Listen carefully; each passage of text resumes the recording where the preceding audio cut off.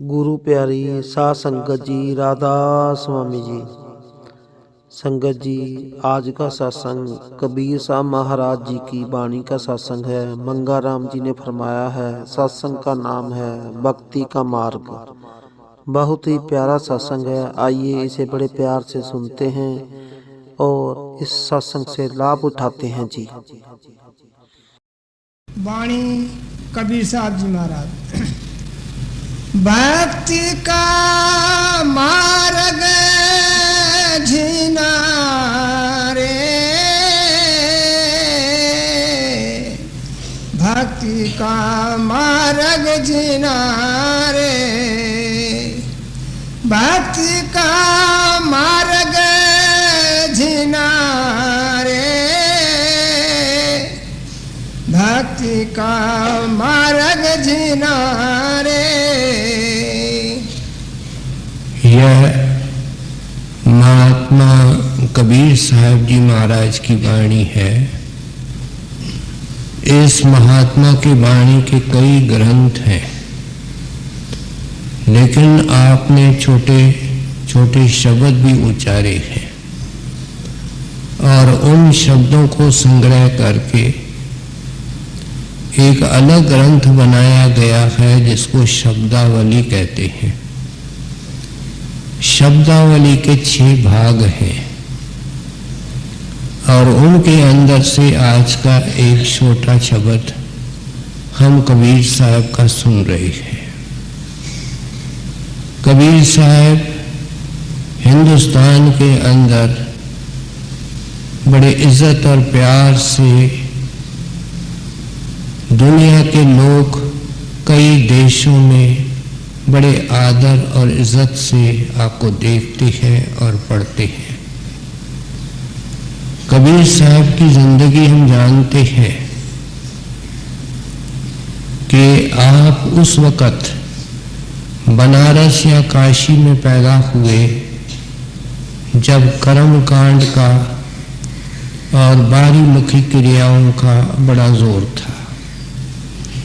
ये गढ़ था जहाँ रीति रिवाज, पढ़ना पढ़ाना, यज्ञ पुण्य दान, जितनी बाहर मुखी क्रियाएं होती है,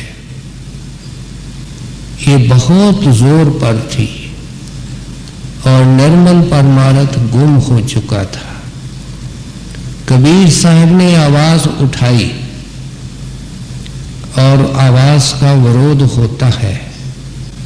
क्यों कि दुकान उजड़ते हैं, रोजगारी, बेखदारी, पाखंडी, इनके आय के साधन कम होते हैं, लोग जाना बंद करते हैं। जो खुशकिस्मत जीव कबीर साहब के शरण में आए, उन्होंने उनको भक्ति का भेद दिया, परमेश्वर की भक्ति का भेद या रीत सिखाई और उनके अंदर प्रेरणादायक शक्ति होकर के बैठे, उनको बल बख्शा, निर्मल किया और घर को पहुंचाया। लेकिन हम ये जानते हैं कि ये कार्य करते हुए आपको कितने मुसीबतों को झेलना पड़ा, कितने कष्टों को सहन करना पड़ा, लेकिन आप अंतिम श्वास तक भक्ति करके गए। जब जाने लगे तो एक अजीब बात इन्होंने की। सारे काशी के अंदर ये भ्रम था कि जो काशी के अंदर चोला छोड़ेगा, बल्कि जिसका आकर के बाद में हड्डियां भी प्रवान की जाएंगी, वो स्वर्ग के अंदर जाएगा। और एक और यूपी के अंदर शहर था मगर, उसमें जो चोला छोड़ेगा वो नरक में जाएगा। कबीर साहब ने सारी जिंदगी ये टक्कर लिया था, ये संघर्ष किया था कि इस कर्म कांड के बर्तन को फोड़ा था, उसके टुकड़े टुकड़े किए थे और ये मिसाल कायम करने के लिए कबीर साहब अपने अंतिम जाकर के दिन मगर में रहे। और वहीं चोला छोड़ा और वाणी में लिख करके गए हैं कि ऐ दुनिया के लोगों, अंधेरे के अंदर मत रहो, भगवंत अंदर है, मुक्ति अंदर है, पत्थर पानी के अंदर नहीं। और आज मगर में चोला छोड़ते हुए भी कबीर साहब उस परमेश्वर के गोद में है। आपके अनुयायी और सेवक हिंदू भी थे, मुसलमान थे, और जब आपने चोला छोड़ा तो उस वक्त ये झगड़ा होता है कि ये हमारा पीर है, वो कहने लगे ये हमारे महात्मा है, इसलिए हम इनका यादगार बनाएंगे, जब चादर उठाई तो फूल मिले। इतिहास कहता है कि उन्होंने आधा आधा हिस्सा बांट लिया। आज भी कबीर साहब के हिंदुओं के तरफ से बनाया हुआ चबूतरा बनारस में है और मुसलमानों का यादगार भी है। इस महात्मा की जिंदगी एक भक्ति का परम संदेश है। हिंदुस्तान के हिस्ट्री में एक पीरियड माना जाता है जिसको हम भक्ति काल कहते हैं। काल का मकसद वक़्त है, और उसके अंदर ये चोटी के महात्मा हुए हैं कबीर साहब और सूरदास और रविदास। इसलिए इन महात्माओं ने अच्छी तरह लोगों को जगाया कि भाई इन पत्थर पानी के अंदर बाहरमुखी क्रियाओं के अंदर न आज किसी को मिला न किसी को मिलेगा। और इस विषय को लेकर के आप हमको आज शब्द के द्वारा समझाने लगे। कहते हैं स्थूल भक्ति कर रहे हो ऐ इंसान, भक्ति तो कर रहे हो, क्योंकि हर एक भक्त है। भक्ति के बगैर कोई इंसान जिंदा नहीं रह सकता। ये श्वास श्वास में भक्ति करता है, प्रेम कहता है, प्रीत कह सकते हो। आज दुनिया के अंदर जो हम मौजूद हैं, इसके संबंध में हजारों सवाल पूछे गए हैं, लेकिन जवाब एक है कि हम क्यों दुनिया इस गंदी के अंदर मौजूद है। संतों ने बताया जहां आशा तहां बासा, क्योंकि तुमने इससे प्रीत की है, इसको आशाओं का मरकज बनाया है। एक लाइन में जवाब देते हैं, इसलिए तुम यहां मौजूद हो। इसलिए कहते हैं कि सारे जब मैं चारों तरफ देखता हूं, कबीर साहब कहते हैं जड़ की पूजा हो रही है। इंसान तीन चीजों का कंपाउंड है। एक स्थूल कोश, जिससे कि ये शरीर बना हुआ है। हम जानते हैं 5 तत्वों का शरीर बना हुआ है, और अंत समय ये 5 तत्व डिसइंटीग्रेट होते हैं, अलग होते हैं और अपने अपने भंडार में चले जाते हैं। शरीर की हस्ती नहीं रहती। इंसान का एक हिस्सा और दूसरे हिस्से के अंदर सूक्ष्म कोश है। कोश को हम एलिमेंट कह सकते हैं, और उसके अंदर से मन बना हुआ है। मन हम देखते नहीं, लेकिन मन को महसूस जरूर करते हैं, क्योंकि मन के उंगलियों के ऊपर दिन रात हम काम करते हैं। कबीर साहब ने एक और जगह लिखा, मन मुरीद संसार है। सारी संसार को उस कैटेगरी में डाला है, और छोड़ा किसको है? गुर मुरीद कोई साध। कोई लाखों में, अगर लाखों में एक कहा जाए तो ये भी ओवर एस्टिमेट है। इसलिए कहते हैं कोई विरला होता है जो इस जड़ के पूजा को छोड़ता है। और तीसरा इसका जो कंपोनेंट है वो है महाचैतन्य कोश, और उससे आत्मा बनी हुई है। अब इंसान जड़ता से बाहर निकल नहीं सकता, जड़ता से संगत की है। इस आत्मा ने, आत्मा की हस्ती गुम हो चुकी है। आप देखो, पहले इस शरीर के तरफ देखें, जानते हैं कि ये फना है, जड़ है, लेकिन हम जितने बैठे हैं एक कह सकता है कि हमने शरीर की प्रीत छोड़ दी है। अगर शरीर की प्रीत छोड़ दे तो ये उसके साथ होगा जो इसका है। हजूर महाराज जी एक रोचक कहानी सुनाया करते थे। एक माई की खूनखार लड़की बीमार हो गई, शादी भी नहीं हुई और बहुत बीमार थी। प्रार्थना करती है कि ऐ भगवंत, इसने कुछ नहीं देखा, मैंने सब कुछ देखा, मैं विधवा हूं, आप मेरे दिन भी इसको दे दीजिए। गरीब थे, झोपड़ी में सोते थे और रात को इतनी ताकत नहीं थी कि बत्ती जला के रखें। दरवाजा भी ऐसा था। एक भैंस अंदर आई, उसने किसी पतीले के अंदर मुंह डाला, मुंह चला तो गया लेकिन अटक गया। अब पतीला नीचे से काला, भैंस काली, दिखता उसको कुछ नहीं, वो इधर उधर घूमने लगी। माई को जाग आई, समझ गई जमदूत आ गया। उस वक्त कहती है, हाथ जोड़ करके मेहरबानी करना, मैंने तुम्हारा कुछ नहीं बिगाड़ा है, जिसको लेने आए हो वो परले मंजे के ऊपर पड़ी है, उसको ले जाओ।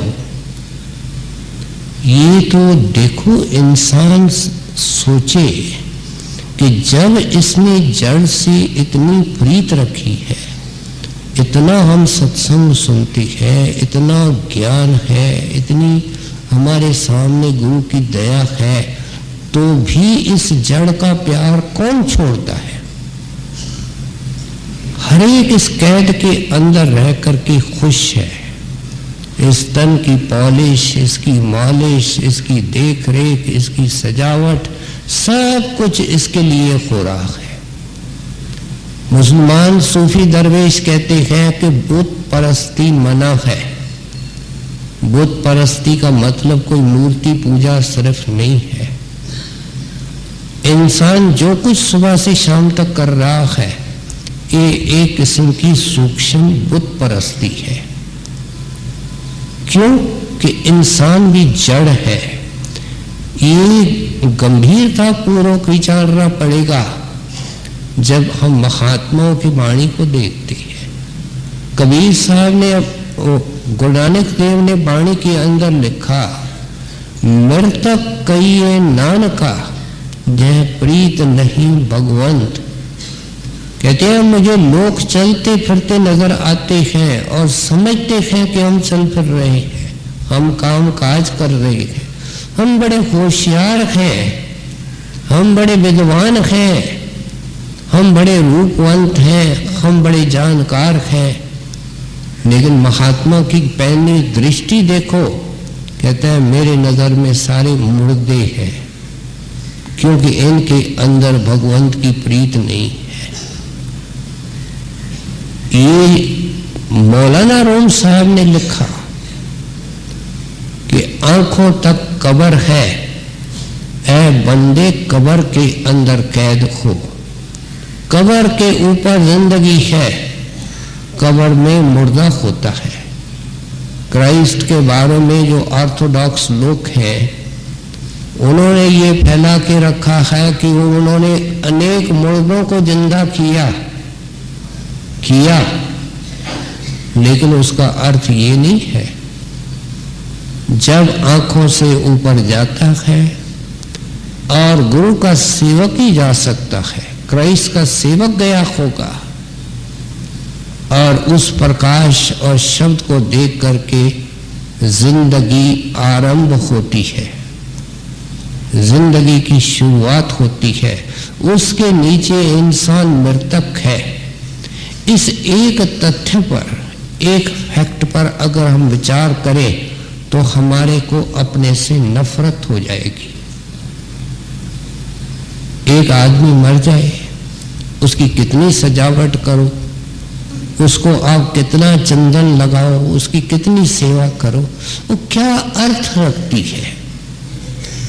संतों के नजर में जो सुबह से शाम तक हम कर रहे हैं वो कुछ भी मतलब नहीं रखता है। वो अंधों की नगरी के अंदर धक्के खाने वाला हिसाब है। इसलिए तो स्वामी जी महाराज ने लिखा, 9 द्वारन में बंद रही ऐ बंदी हो इंसान, कैदी हो। 9 द्वारन में बंद रही, हर एक इंसान कैद में है, शरीर के कैद में है। 10वीं खिड़की खोल रही कर परम विलास, कहते हैं आंखों से ऊपर दरवाजा है, उसको पार करोगे तो फिर नया जीवन शुरू होगा और वहां से विलास की शुरुआत होती है और वो जाकर के तेरे को उस परम स्रोत के अंदर समाएगी जिसको आप कहते हैं परम विलास, सारे विलास का सरताज, वो शब्द या मालिक। इसलिए अब जब ये तन जिन्होंने योगी जनों ने खाली किया, उन्होंने मन को देखा, हमने नहीं देखा, लेकिन वो धोखे में इसलिए रहे कि उनको आगे का गुरु नहीं मिला। जब वे अभ्यास करके ऊपर गए और ब्रह्म के देश के ऊपर आए तो वो अपनी शक्ति और अपनी हस्ती को देख करके क्या कहने लगे, अहम ब्रह्म अस्मे, कि ये जो कुछ पसारा है ये मेरा है। ये कौन कहता है? ब्रह्मंडी मन कहता है, यूनिवर्सल माइंड जिसको कहते हैं, जिसका ये मन एक अंश है। मन का रूप विषय विकार और गंदा नहीं है, ये इसका खोल उतरता है और असली खोल जाहिर होते हैं। हम देखते हैं बादाम है, बादाम के ऊपर एक सख्त छिलका है और कुदरत ने सोच विचार करके रखा है। उसको तोड़ते हैं तो बादाम निकलता है, बादाम के ऊपर फिर छिलका है। उसको जब भिगोते हैं नरम होता है, तब अंदर से बादाम की खूबसूरती निकलती है, असल नजर आता है। इस तरीके से इंसान है, पहले ये छिलका टूटेगा, अंदर जाएगा और फिर अगर आगे का गुरु नहीं मिला तो वो पर्दा नहीं उतरा जिसको हम मन का पर्दा कहते हैं। और उस धोखे में आकर के क्या कह दिया, अहम ब्रह्म अस्मे, कि ये जो कुछ बनाया है वो मैंने बनाया है। क्योंकि दिन के तिनके के अंदर ब्रह्म के शिखर के नीचे मन का राज है, मन समाया हुआ है। ये उन महात्माओं की वाणी है जो इस काल कर्म के दायरे से ऊपर गए हैं, जिसने बादाम का छिलका भी उतारा है। क्या उस मन से अलग हुए हैं और निज रूप में देख करके आत्म ज्ञान, उसके बाद परमात्म ज्ञान, पहली पौड़ी आत्म ज्ञान है। और उन महात्माओं ने ये मन का पर्दा उठाया है कि मन ठग है, ये अपने आप को मालिक कहलाता है। काल में देखो कितने साधु बना दिए हैं, कितने महात्मा, कितने ग्रंथ और कितनी उनकी पूजा हो रही है। ये सब उनका धोखा है कि इस चीज के ऊपर पर्दा डालने के लिए कि संतों का मत संतों की शिक्षा उसका पता न चले, इस उलझन के अंदर आदमी रहे।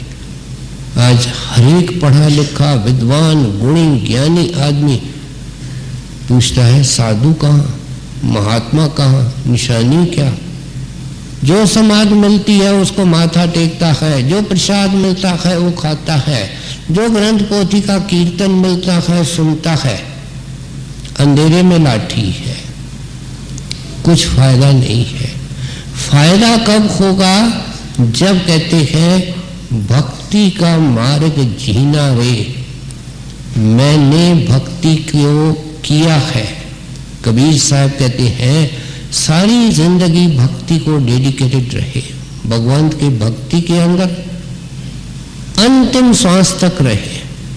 कहते हैं मैंने इस भक्ति के मार्ग को तय किया है प्यारे, ये ऐरा गहरा मार्ग नहीं है, ये बहुत बारीक है। हम कितनी अखबारें लिखें, हम कितने वीडियो कैसेट देखें कि लोग एवरेस्ट के ऊपर चढ़े हैं, गिने चुने लोग हैं, बहुत कम है।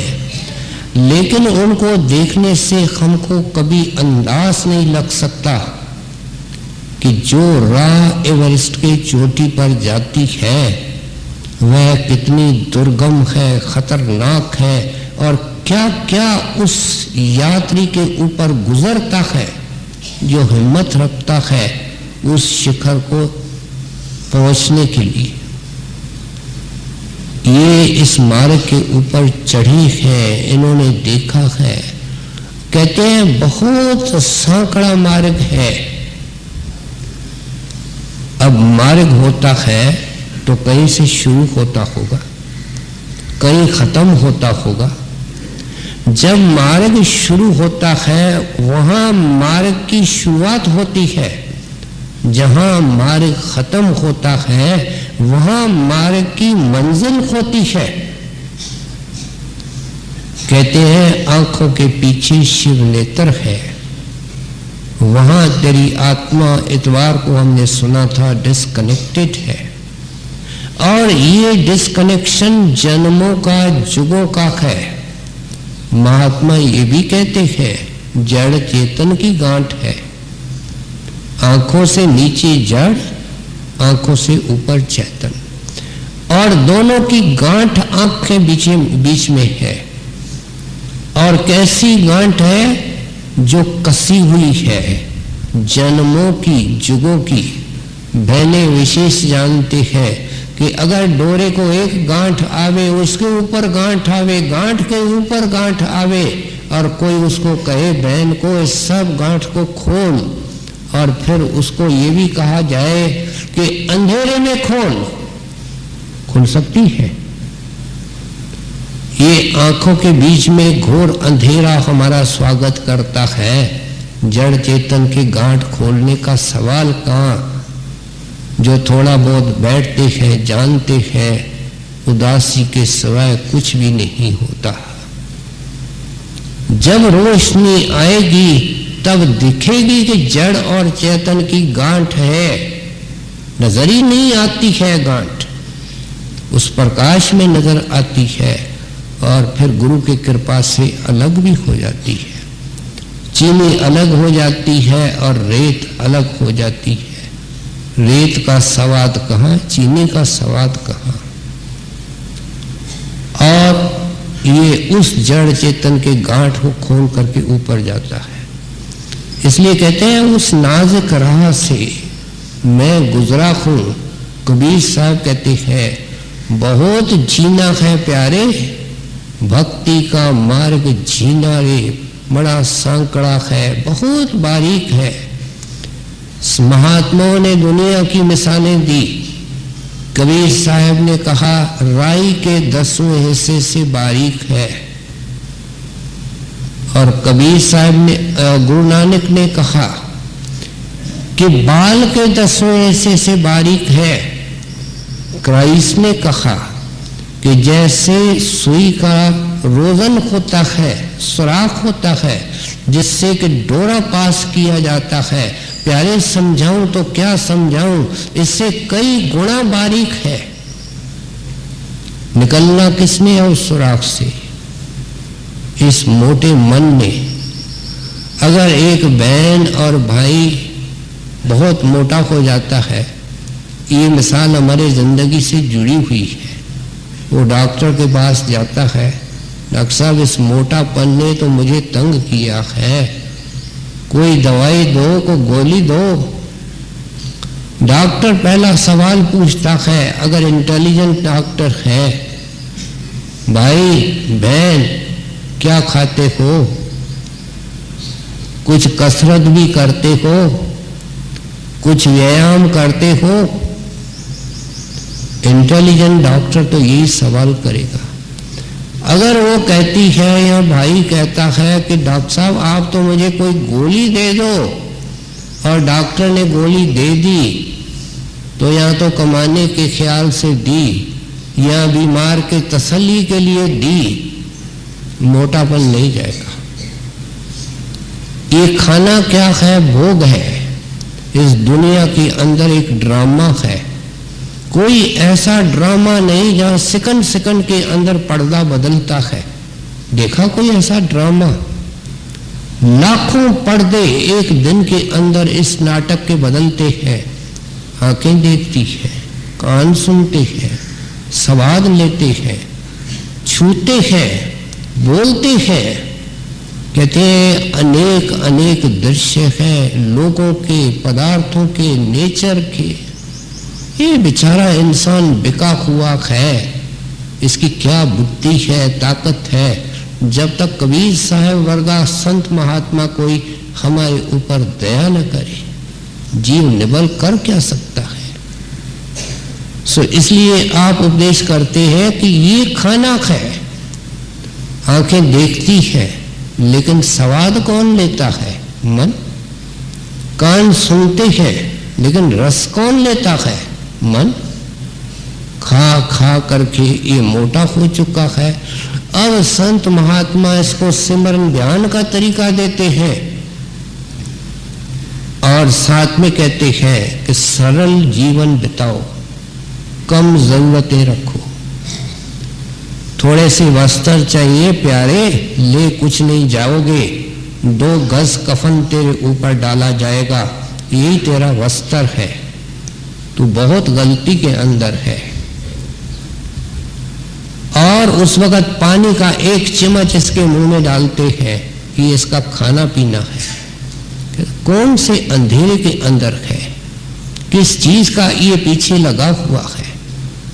सो इसलिए आप समझाते हैं कि ये जिंदगी के अंदर भोग धीरे धीरे छोड़ने की कोशिश करो। भोग संसार कोई दिन के अंत वेले छोड़ने पड़ते हैं।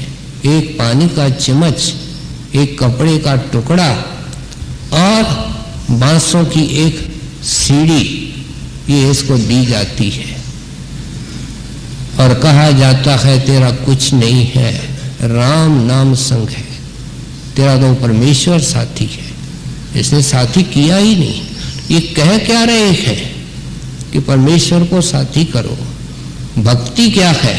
परमेश्वर से प्रीत। दुनिया की प्रीत छोड़ो, परमेश्वर से प्रीत जोड़ो। एक लाइन में समझा रहे हैं।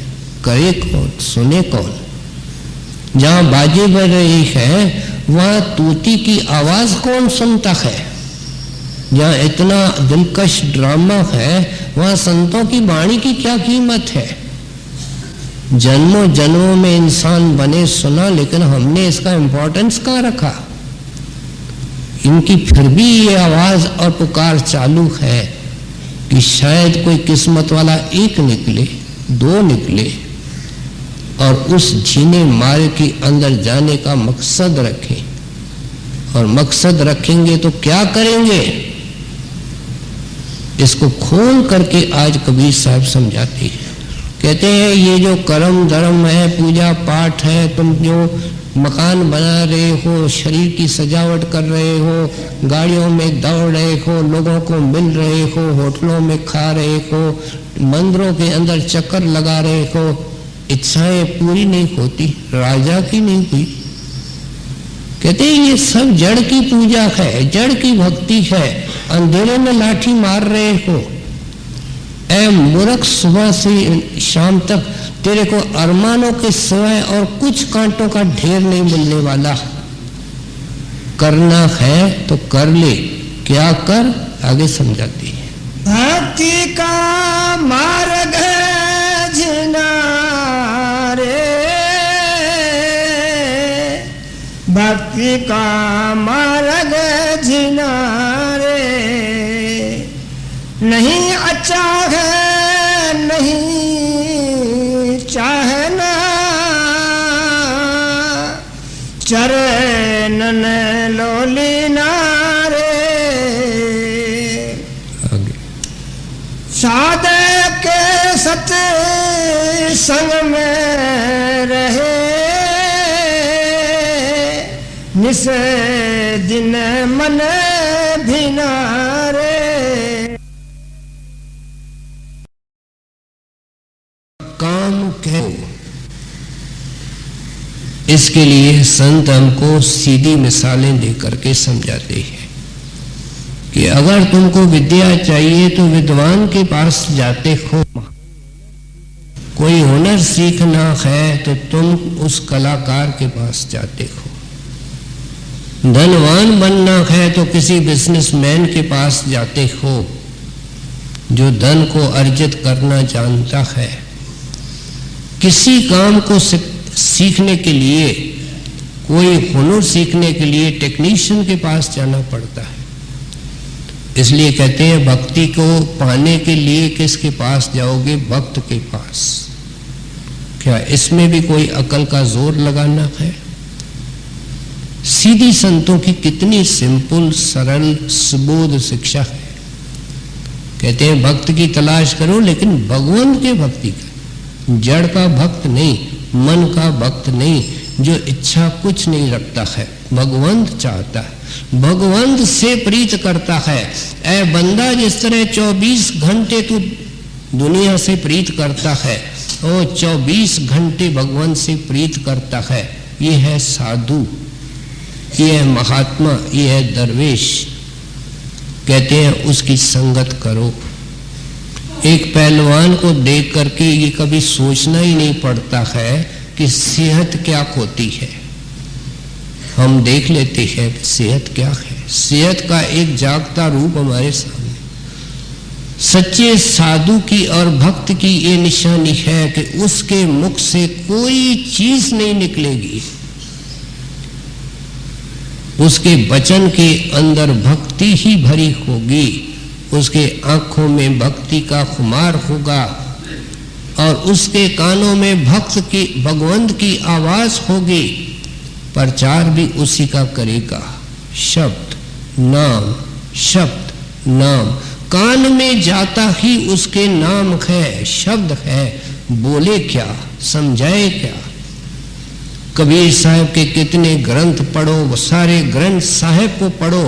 1430 सफ़े है, एक सफ़ा तो देख करके बताओ जिसके ऊपर शब्द और नाम की महिमा नहीं लिखी हुई है। कभी इंसान गहराई से सोचता नहीं। तो इसलिए कहते हैं ऐसे साधु के हर एक वचन से, उनके दर्शन से, उसके दृष्टि से अमृत प्रेम भक्ति ये सब टपकते हैं। हमारे को एक साकार रूप नजर आता है कि भगवंत की भक्ति क्या होती है और कैसे करते हैं। इस महात्मा के जीवन को सामने रखें। क्या क्या मुसीबतें झेली, लेकिन भक्ति को नहीं छोड़ा। आज भी याद करते हैं कि नहीं छोड़ा और पाया। जो आपके संग में गए उनको मदद की। डूबते हुए इंसान जो डुबकियां खा रहे थे, गोते खा रहे थे 84 में, उनकी बाँह पकड़ी तो पार लगाया। क्यों? संत जिसकी बाँह पकड़ते हैं उसको पार लगाते। कहते हैं ऐसे साधु के संगत में रहो तो उसकी कदर करो। कहते हैं केवल दौड़ करके, या क्योंकि लोग जा रहे हैं मैं भी सत्संग के लिए जा रहा हूं, नहीं नहीं, तुम्हारे अंदर में एक ऐसी कशिश हो। जब महाराज जी को चिट्ठियां आती हैं, हम नाम लेना चाहते हैं, तब मौजूद है महाराज साहब तो इतना कहते हैं कि उस ख्वाहिश को रोकने की कोशिश करो। जब वो ख्वाहिश ऐसा रूप ले लेवे कि एक श्वास भी ये अपने घर में ठहर नहीं सकता, पहले नाम दूंगा उसके बाद रोटी खाऊंगा, कहते हैं उस वक्त नाम लो तो नाम की कमाई करोगे। आज हर एक लड़का जो सत्संग में लड़की आती है मुझे नाम मिले, लेकिन जिन सैकड़ों हजारों को नाम मिला है वो रात को सोए पड़े हैं। उन्होंने क्या पाया है? देखें अपने घर के अंदर जहां सत्संगी है, नाम लेना कोई मतलब रखता है। कबीर साहब समझा रहे हैं, कहते हैं नाम का बनना है, शब्द भेद तुम गुर से पाओ, लेकिन साथ में शब्द में जाए फिर तुम समाओ। कहते हैं इसलिए शब्द भेद पाना है। बस शब्द भेद पाने से कोई इसको सब कुछ मिल गया, ये नहीं होता है, ये दुखी का दुखी है। इसलिए आप उपदेश करते हैं कि जैसे रात दिन तुम दुनिया से प्रीत करते हो, ऐसे उस साधु के सत्संग से प्रीत। अब ये बाहर का सिर्फ सत्संग हो नहीं सकता, क्योंकि 24 घंटे तो ये मिल नहीं सकता। जिस वक़्त भी हम अपने ख्याल को यहाँ रखेंगे, आंख बंद करेंगे, उनका ध्यान करेंगे, सिमरन करेंगे, ये उत्तम सत्संग है। अगर करते करते बैठते बैठते ध्यान अंदर लग गया, प्रकाश आया, शब्द आया, तो समझो अंदर का सत्संग शुरू हो गया और अंदर गुरु भी आएगा। वही गुरु आएगा जो बाहर नाम देता है। ये है हरदम गुरु का सत्संग करना।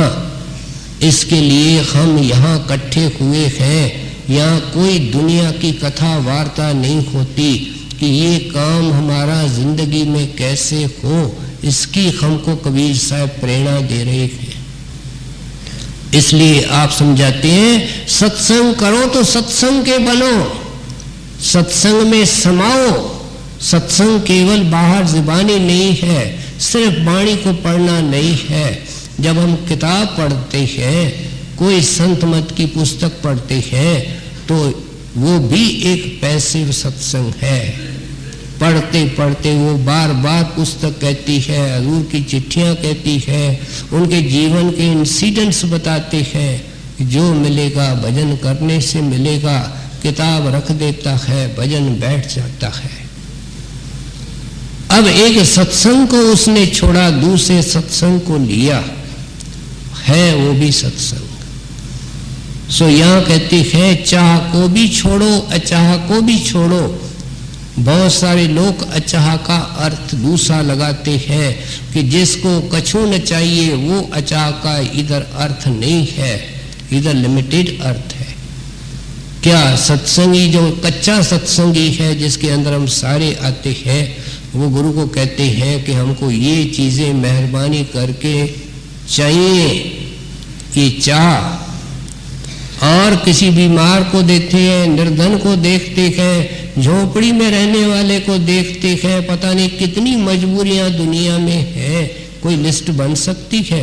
कहता है गुरुदेव मेरे को मेहरबानी करके ये नहीं देना, रात दिन ये देना, ये मुझे नहीं देना। इसको कबीर साहब कहते हैं नहीं चाह न नहीं अचाह। चाह अचाह से प्यारे ऊपर उठो और एक चाह रखो, एक तमन्ना रखो, ख्वाहिश एक दीदार तेरे दी और जगत दी कोई ना। कहते संसार के किसी वस्तु की तुम तमन्ना मत रखो, एक उस अंदर के दर्शन का। खेद मिटेगा गुर दरस से। खेद कौन सा है कि सारे अरमान और सारे कांटे, सारी चिंताएं और सारे दुख, कहते हैं वो अंदर के दर्शन से मिटेंगे।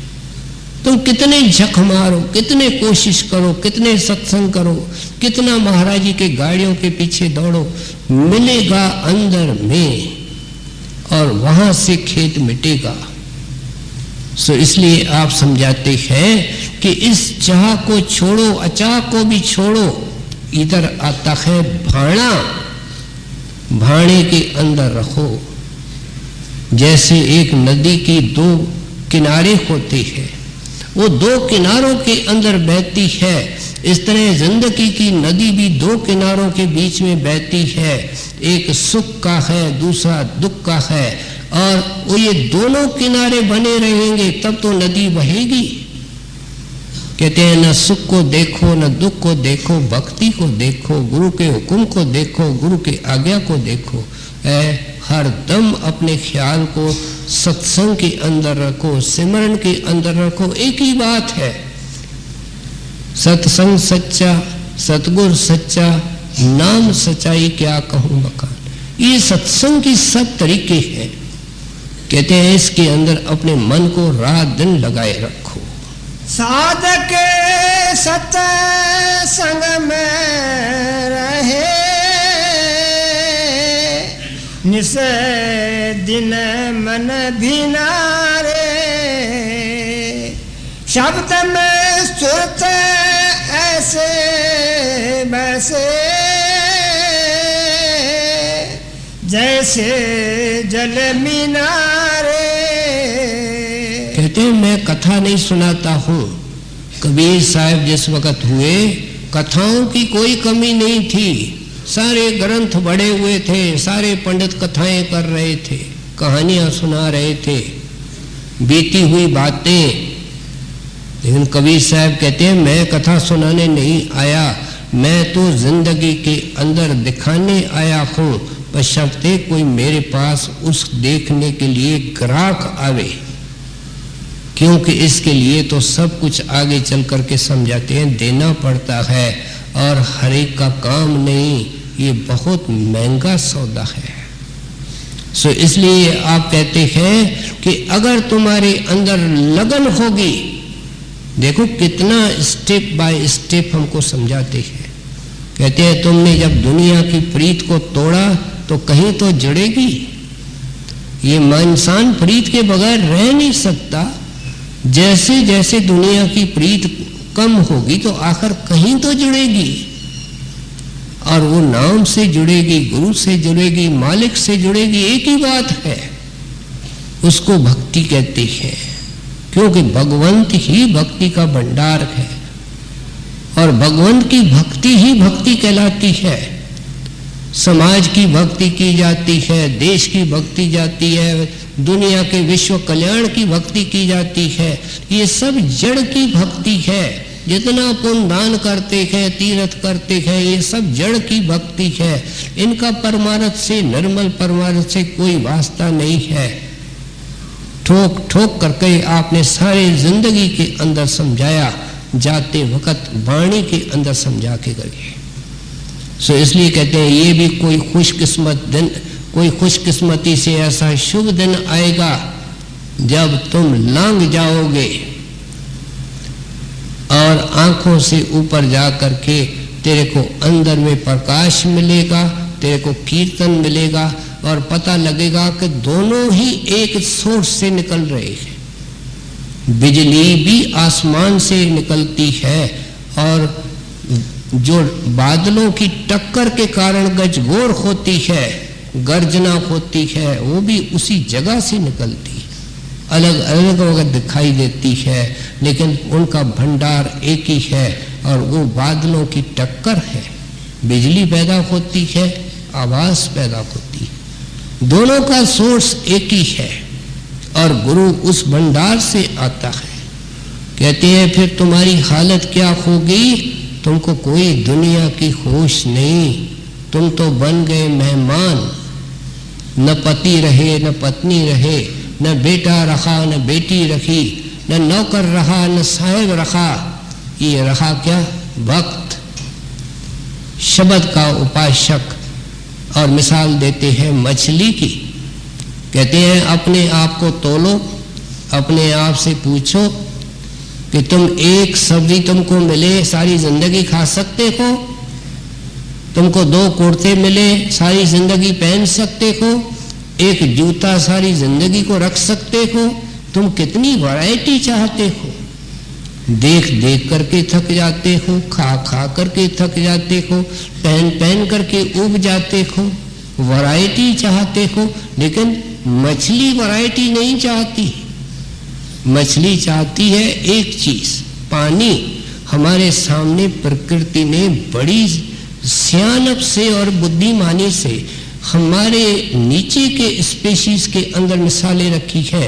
इंसान के कान खोलने के लिए, आंखें खोलने के लिए, उसके सूझबूझ को खोलने के लिए कि ऐ तू तो इंसान है, लेकिन देख ले कि एक मछली पानी से कितनी प्रीत करती है।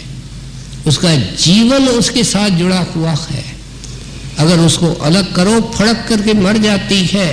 कहते हैं कि सागरों के अंदर ठंड इतनी जोर की पड़ती है कि पानी फ्रीज हो जाता है।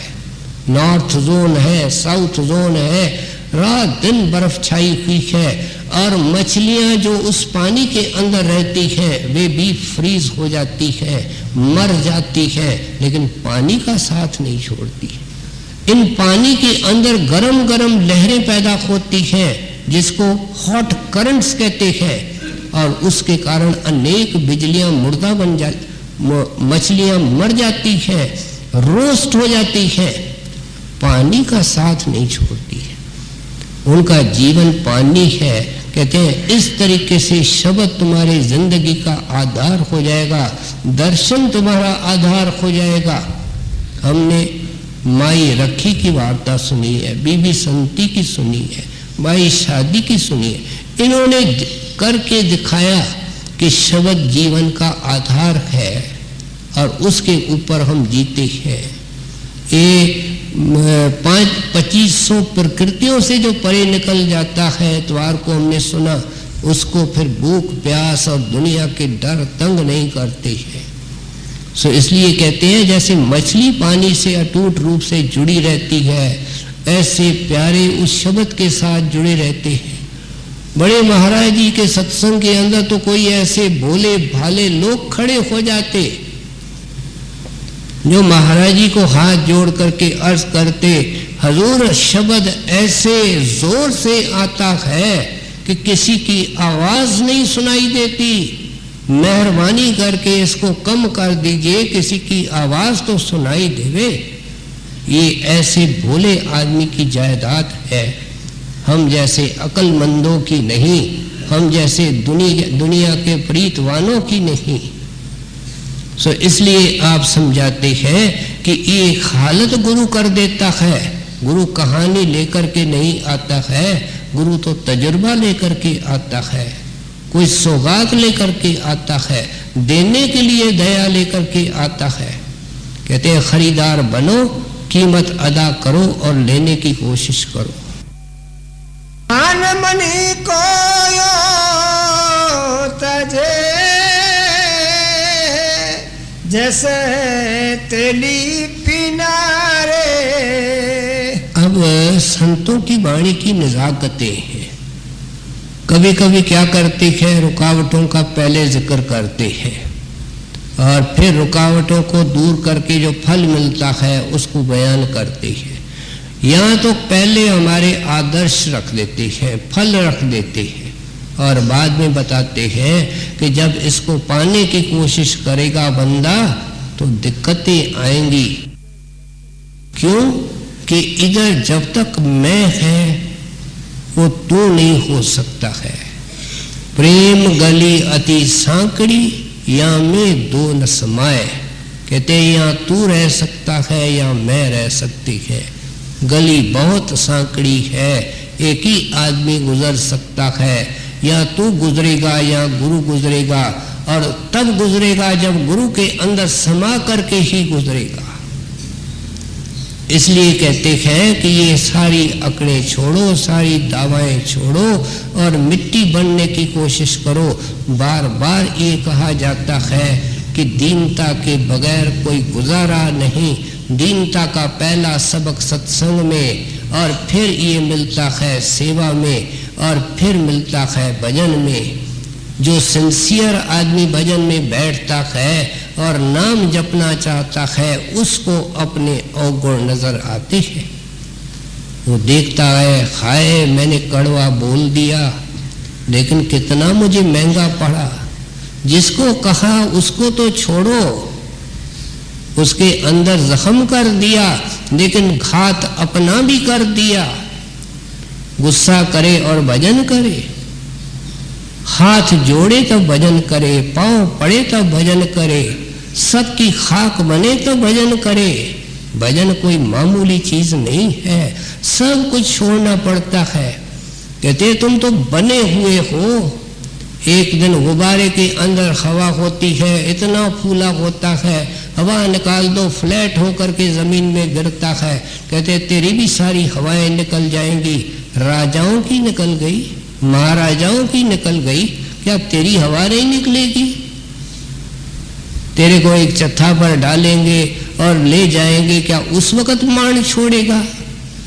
हमारी वाणी सुनो, कबीर साहब कहते हैं, और अकड़े छोड़ो, अपने आप को छोटा मानो। आज से इसको शुरू करे सत्संगी कि जिनसे नहीं बोलता है उनसे बोले, प्यार से बोले, हाथ जोड़ करके बोले। सत्संगी कहता है भाई तुम ऐसे आंख दिखा करके और ऐसे जोर से कैसे बोलते हो? जवाब अजीब मिलता है कि मेरा बोलना ही ऐसा है। तो फिर ये कबीर साहब की वाणी किसके लिए और गुरु का नाम किसके लिए? फरिश्तों के लिए, ये हमारे लिए है। सो इसलिए आप समझाते हैं सारी अकड़े छोड़ो, दावाएं छोड़ो, खाक बनो, आखिर ये तन खाक मिलेगा। क्यों फिरत मगरूरी में? कहते एक लाइन रखो ना अपने सामने, तुम्हारी हस्ती है खाक, तुम्हारी असलियत है खाक, और वो कब्र में या शमशान भूमि में, फिर काहे फिरत मगरूरी में? सुबह से लेके इतने गुमान, ये मेरा, ये मेरा, ये मेरा। ज़बान नहीं कहती है तो मन कहता है, और कितना कहता है? हजारों बार कहता है। अगर नहीं करे तो हजारों बार सिमरन करेगा। हम कहते हैं होता नहीं। जहाँ मैं की आवाज उठ रही है, मेरे की आवाज उठ रही है, वहां सिमरन की आवाज कैसे उठे? ये अपने आप को हम सब धोखे के अंदर रख रहे हैं। कबीर साहब दयावान है, हमको इस धोखे से निकाल रही है। दया छिमा संतोष गहे, रहे अति आधीना रे। कहते हैं दया को धारण करो। कबीर साहब ने लिखा दया धर्म का मूल है। धर्म कोई हिंदू, मुसलमान, ईसाई, सिख नहीं, अंग्रेजी के अंदर रिलीजन है, और उसका डेरिवेटिव क्या है? री का अर्थ है वापस, और लेगोर का अर्थ है जोड़ना। वो कड़ी जो हमारी आत्मा को परमात्मा से जोड़े, और वो कड़ी है भक्ति। ये है धर्म। कहते हैं इस धर्म के अंदर आना चाहते हो, संत मत के अंदर आना चाहते हो, तो पहले पहले दया धारण करो। सब जीवों पर दया करने की कोशिश करो। किसी को मांस खिलाना उससे बेहतर है कि सैकड़ों बार मेहनत करके उसको कुछ ऐसी चीजें खिलाना कि मांस खाना ही भूल जावे। एक प्रेमी परिवार की लड़की किसी सत्संगी के ऑफिसर, मिलिट्री ऑफिसर के साथ शादी की गई, लेकिन ये शर्त लगाया गया कि लड़की न बनाएगी, न खिलाएगी और न खाएगी। अब वो मिलिट्री ऑफिसर था, उसको नौकर थे, खानसामे थे, और वो मुर्गी, अंडे वगैरह सब कुछ खाता था। लड़की अपने गुरु के अंदर भरोसा रख करके बैठी थी। आखिर एक लड़की हुई, पिता टेबल पर बैठ करके उसको भी खिलावे। माँ बहुत प्रोटेस्ट करे, भक्तनी थी, प्रेमण थी, भजन करने वाली। वो कहती है आप तो इस खाने के आदत के गुलाम हो। इस बालिका के अंदर कौन सी गुलामी आई है, कौन सी आदत आई है? इसको क्यों पापों का भागी कर रहे हो? लेकिन मुंह जोर बन करके उसकी एक न माने। माता भी सियानी थी। एक दिन बालिका थोड़ी बड़ी हुई तो उसको बगीचे में ले गई। उस वक़्त उस सांप का खानसामा और नौकर मुर्गी को छुरी लेकर के काटने आया। और माँ ने दिखाया लड़की को कि देख ये क्या करता है। मुर्गी का गल्ला पकड़ा, उसके ऊपर छुरी चलाई और लहू की और खून की धारा खूब बहने लगी। मुर्गी तड़पने लगी, तड़प तड़प करके जान दे दी। लड़की को समझाती है कि तेरे डैडी तेरे को ये खिलाते हैं। वो भोली भाली लड़की बोलती है कि मुझे ये खिलाते हैं। कहते हैं खुद भी खाते हैं और तेरे को भी खिलाते हैं। उस लड़की नन्ही बालिका ने आकर के बाप को कहा कि आप जुल्म करते हो और गलत खाते हो। मैंने तो कदाचित भी इसको हाथ नहीं लगाना। इसको कहते हैं सियानप, इसको कहते हैं अक्लमंदी। कहते हैं दयावान बनो, वचन से दयावान बनो। कितने रोज तीर चलाते हो। क्या ज़बान इसलिए मिली है कि जो चाहो सो बोलो? क्या मन इसलिए मिला है कि जो चाहे सो सोचो? तो फिर सत्संगी काहे का, नाम काहे का, सिमरन काहे का? सब चीज पहले बयान करके आए हैं कि आदर्श क्या है, मार्ग क्या है, कैसे मिलता है। कुछ रुकावटों का जिक्र कर रहे हैं और फिर कहते हैं क्षमावान बनो। तुम एक बात क्यों नहीं मन में रखते हो कि तुम जब गुरु के सामने गए और गुरु ने तुझे मंजूर किया, क्या तेरे गुनाहों को देखा तो 100 जन्म में नहीं मिलता, आज तक मिला? उसने तेरे गुनाहों और तकसीरों को देखा? आज भी अगर हमारे गुनाहों और तकसीरों को देखे तो हमको अंत में लेने नहीं आएगा। हमारी भक्ति छिलके की भक्ति है। वो अपने मर्यादा का, अपने नाम की वृद्ध रखता है। कहते हैं जब उस क्षमावान ने इतनी क्षमा कर दी, तुम कोई छोटी मोटी किसकी गलती नहीं क्षमा कर सकते हो। कोई चीज गिर जाती है, टूट जाती है, खराब हो जाती है, ये खुद आग का चूल्हा बन जाता है, आग बरसाता है। कहते हैं मैं राधा स्वामी हूँ, मैं सत्संगी हूँ, मैं हर महीने सत्संग सुनने जाता हूँ। कबीर साहब कहते हैं काय का सत्संग है, काय का दर्शन है। दया नहीं है, क्षमा नहीं है, संतोष नहीं है। संतोष क्या है? कहते हैं अपने आप से सवाल पूछो, सुबह से लेकर के मन ने कितने ऐतराज उठाए हैं, ये नहीं, ये नहीं, ये नहीं। इतना अमीर है, इतना सुखी है, हमारे घर के अंदर कुछ भी नहीं है, बच्चों के लिए कुछ नहीं है। कहते हैं कभी ये सोचा कि वो कहाँ जाएगा और मैं कहाँ जाऊंगा? जिस महापुरुष ने ये सारे दुख बंद कर दिए, तो ये बाकी जो कुछ दुख हैं वो कुछ दिनों के हैं, कुछ महीनों के हैं, कुछ सालों के लिए, सदा के लिए इनके ऊपर पानी फिर जाएगा। तू तो एक खुशकिस्मत इंसान है, लाखों में एक, करोड़ों में एक, जिसको सदगुरु ने चयन किया है, सिंगल आउट किया है। उस मालिक की भक्ति के लिए, मालिक के घर के लिए इसका शुक्र क्यों नहीं मनाते हो? अगर इसकी शुक्र मनाते रहो और अंधों की तरफ देखो कि कैसे दिन निकालते हैं, लूले लंगड़े की तरफ देखो, अपहाज के तरफ देखो। तुम तो कहते हैं मेरे हाथ में दर्द है, लेकिन कुश्ती की हालत देखी जिसका हाथ ही गल गया है। तुम तो कहता है कि मेरे को जूता अच्छा नहीं मिला है। कभी लंगड़े लूले को देखा जो लकड़ी के डंडे लेकर के चलता है। ऐ बेअकल इंसान, क्यों नहीं कदम कदम पर शुक्र करता है? जो शुक्र करता है वही नाम की कमाई कर सकता है। दया क्षमा संतोष रहे अति आधीना रे, परमारथ में देते सिरे, कचुबल में न किनारे। कहे कबीर मत भक्ति का,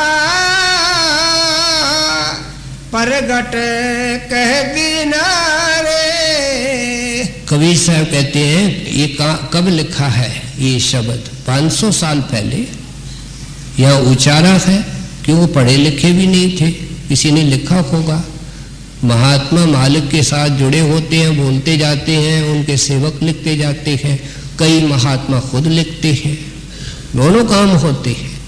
लेकिन कहते हैं मैंने भक्ति के मार्ग को, और यहाँ भक्ति का मत बोलते हैं, कहते हैं कर प्रगट कर दीना रे, मैंने क्या छुपाया है, बोल कोई ऐसी बात है जो रह गई है, क्या कुछ रह गया है।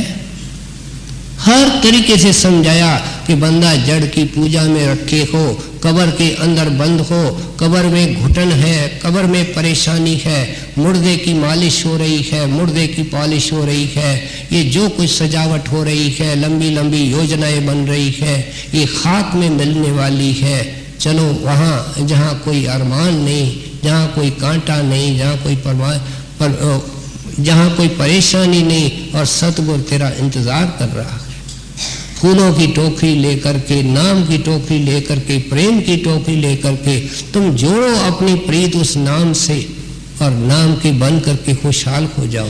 ये है आशा जिससे कि महात्मा वाणी लिखते हैं, ये है मंशा जिसके कारण ये हमारे लिए ये विरासत के रूप में छोड़ के जाते हैं। कहे कबीर मत भक्ति का प्रगट कह दीना रे। संगत जी, हम काफ़ी क्लियर करके सत्संग की आवाज़ को आपके सामने पेश करते हैं, इसलिए हमारे चैनल को सब्सक्राइब ज़रूर कर लें ताकि हम जब भी कोई सत्संग या साखी अपलोड करें वो आप तक पहुंच सके।